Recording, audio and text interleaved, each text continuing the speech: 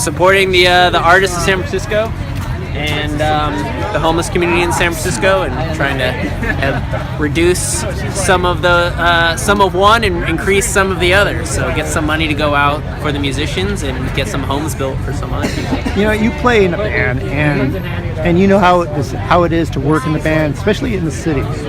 So, from your experience, your point of view, this is a good thing. This is a good thing because a lot of musicians have left the city because there's not a lot of money, or things have gotten a lot more expensive to put on or host. And being a musician or playing in bands or going to gigs is not a high-paying thing to do. So if you're not doing it for the money and you're just doing it for the music, hopefully we can just get more events out so that we can do bigger, better ones and get more musicians to come to the city or stay in the city. Well, thank you very much. And your name? Seth, and I'm with Mystery Flavors. Right on. Yeah, right. Let's start.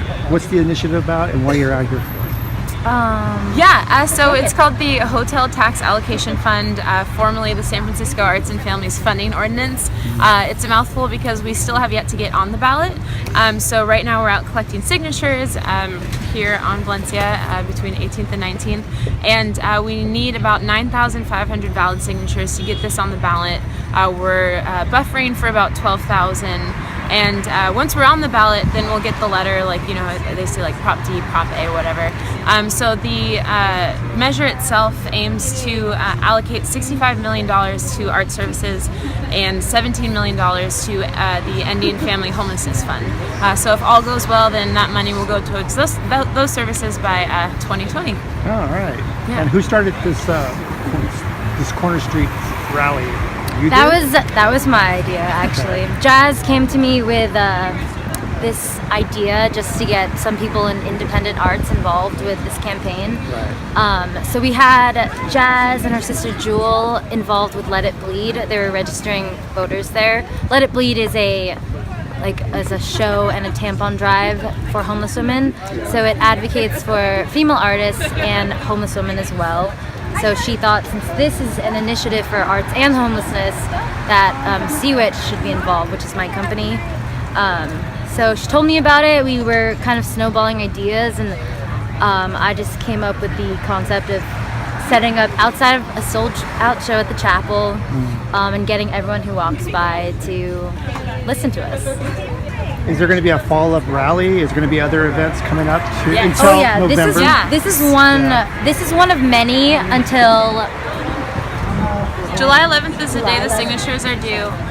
So we're turning them in, and we've reserved the steps at City Hall to have a big showing of all of the organizations involved, from the San Francisco Symphony to the San Francisco Opera to API Cultural Center, Soma Arts, MOAD, MoMA, the Coalition on Homelessness, Homeless Prenatal Program, Hamilton Family Center.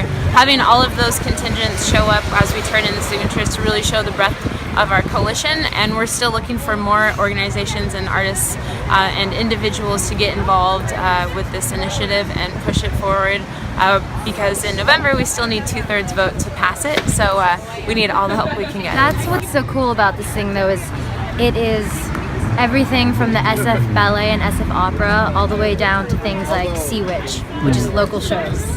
So it's really arts across the board here in San Francisco, so everyone should care about this. Is there other, I guess, programs like this in other cities in the country, or is there anything? Is another like model you can follow? For this coalition? Yes. No, this is kind of the first of its kind, especially having homelessness with large arts organizations and having the arts ecosystem represented at every single level, like Lauren said, from the ballet to Sea-Witch. So San Francisco itself has been the model of arts funding, especially the creation of the Hotel Tax Fund in the 60s, and it used to fund homeless services and art services, so it's not a random marriage of the two worlds. This is how it was intended, and over time those allocations got repealed, so we're just restoring it to its original intent. So this is kind of the first coalition of its kind.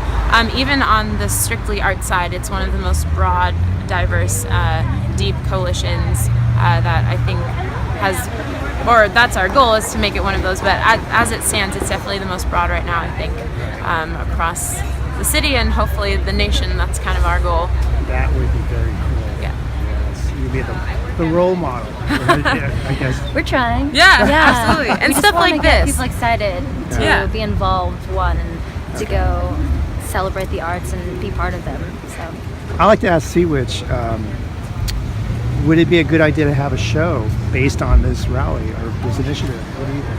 Oh, I mean, absolutely. We have invited these gals and other volunteers to come to our shows that are between when they started, which was June 13th and July 11th. So both of those passed already, but they came to collect signatures at the last Annie Girl show, which is great. So Is there any last words you want to add to help your cause?